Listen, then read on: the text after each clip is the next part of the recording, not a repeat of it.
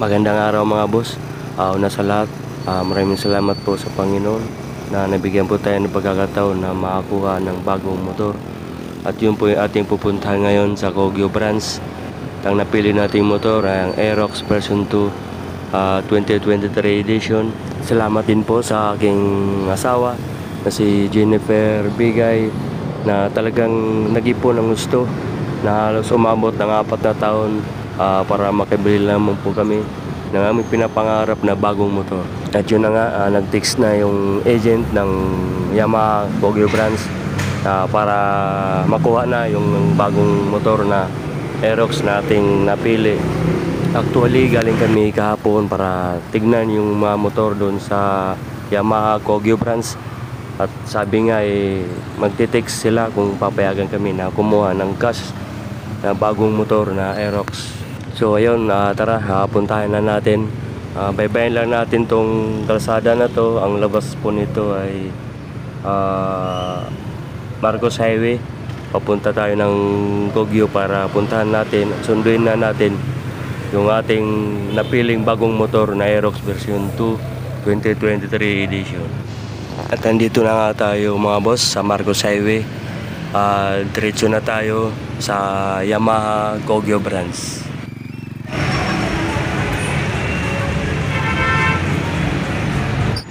Andito na tayo sa loob mga boss. Antayin muna natin yung tawag natin ng cashier at yung kakausap sa atin, no? Tingin-tingin muna tayo ng mga motor na nandito na naka-display sa loob nila.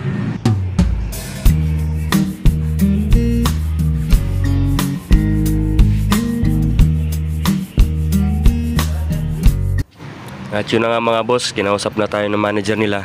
Unang tanong nila kung anong motor na kukunin ko. Sabi ko yung Yamaha Aerox, yung Mach 3. Tinanong natin kagad kung magkano ba yung Yamaha Aerox nila. Sabi nung cashier 124 plus 3.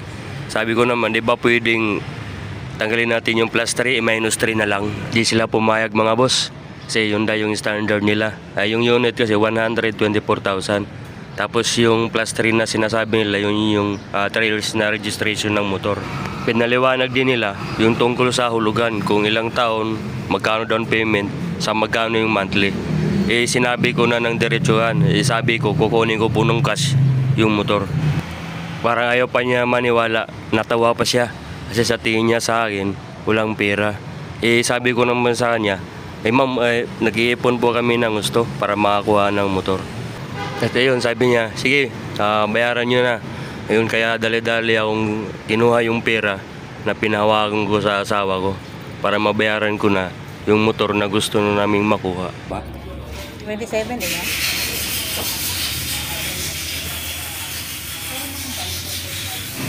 At nagpaalam ako sa kanya kung pwede ko ba kunan ng video yung pagbibilang namin ng pera. At sabi naman niya, okay lang daw, basta wag lang daw isama yung mukha niya, baka siya sumikat. At ayun na nga, inumpisan ko nang bilangin yung pera. Pinaghihiwalay-hiwalay ko na yung 500 saka 1,000 para mabilis lang naming mabilang.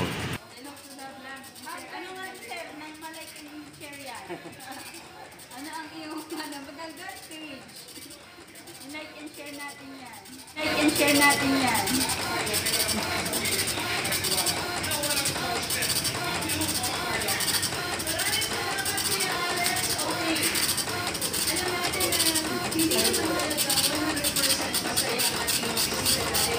Ito, tirahin mo ito.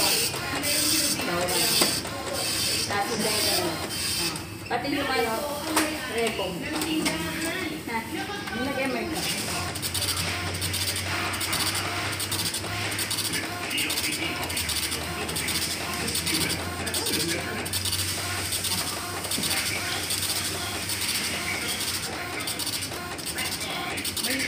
At yun na nga mga busing, nabilang na namin yung pera na pambayad sa motor. Insakto, walang labis, walang kulang, 127,000.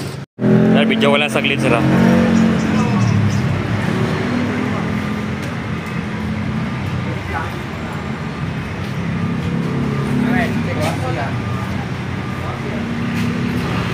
At ayun, na-activate na ni sir yung motor.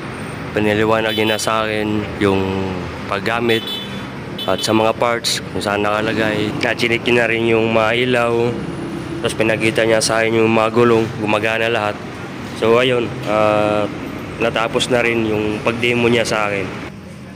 At ayun na nga boss, ay naabot tayo ng dilim sa pagkasikaso ng motor, daming paliwanag.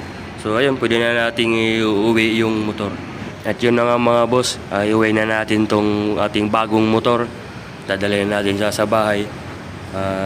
Bukas, i-road test na natin to, ikot-ikot na natin. Di pa natin siya pwedeng ilayo. Gawa nga ng wala pa siyang papel o pahintulot na pwede na natin siyang i-drive ng malayuan. So ayun, ikot-ikot lang muna tayo dito saan tayo malapit na para iwas na rin, para di tayo magkaroon ng violation. Ikot-ikot lang muna tayo sa malapit hanggang maabot natin yung unang 500 niya para sa chainsaw wheel niya. So ayun mga boss, hanggang dito lang muna yung aking vlog. Hanggang sa muli, hanggang sa uli natin pagkikita para sa susunod nating vlog.